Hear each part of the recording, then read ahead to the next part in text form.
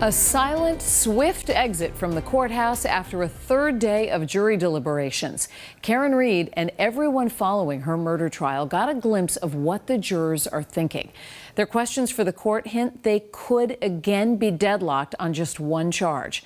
Thanks for being with us tonight. Today, the jury asked its first questions of the judge since getting this case on Friday.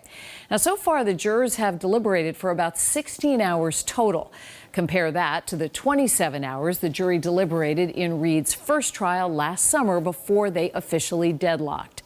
Tonight, we have WBZ team coverage delving into the questions jurors asked the judge and what the answers could mean in the end for this verdict. We start tonight with Tammy Mutasa outside the courthouse. Tammy?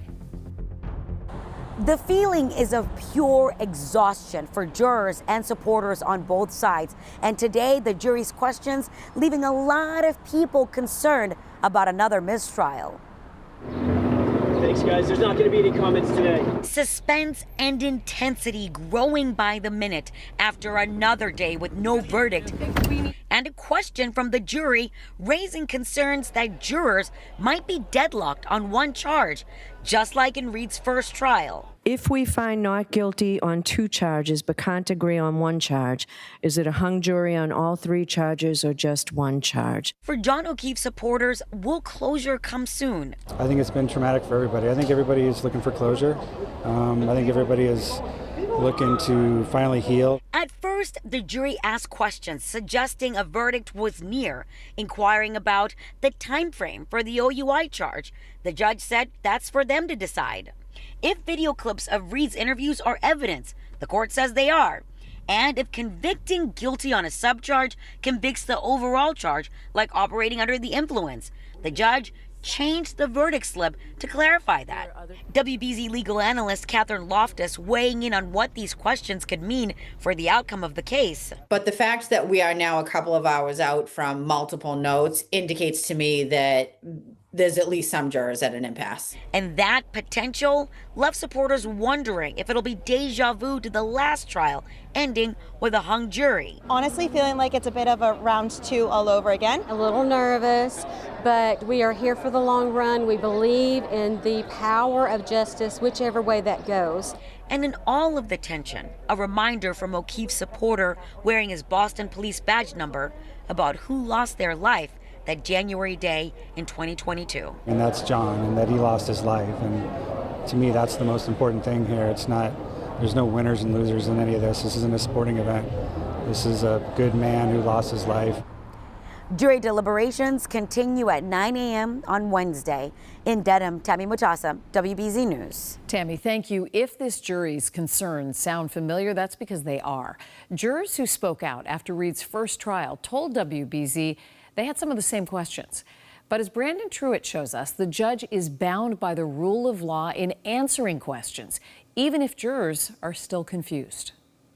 You know, it was just last week when Karen Reed told us she was worried that this jury might get tripped up over this verdict slip and what has turned into the thorn in the side of this trial both times around.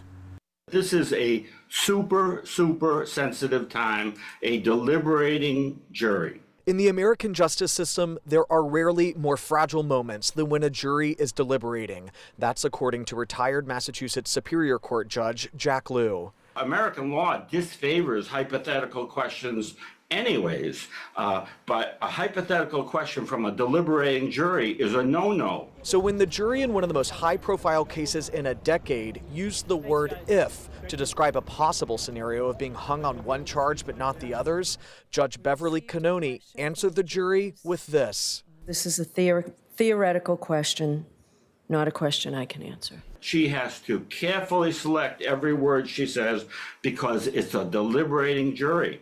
An ill-chosen word could send the case towards a verdict in one way or the other, unintentionally perverting justice.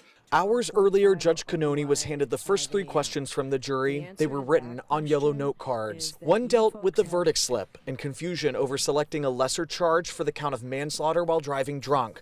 The court adding this line in an effort to clear things up. If you find the defendant not guilty of the offense charged or any lesser included offense, stop and sign the verdict slip.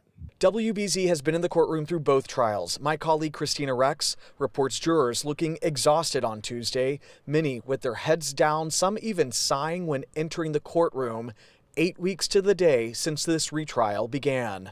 They started with 18, and they kept every single one of them for a trial that took an ungodly length of time. These are people that are morally committed to this enterprise. It is possible to read a verdict on some charges, but not others. Confusion over that is reportedly what derailed the jury the first time around and led to this retrial. In Dedham, Brandon Truitt, WBZ News.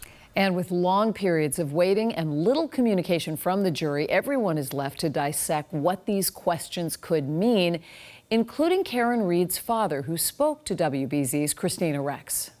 Mr. Reed, your family looked visibly relieved. There was like an exasperation moment when you found out the questions. Yes. Do you feel the jury's leaning a certain way? Well, you make inferences to the best you can, but you never know what anybody's thinking.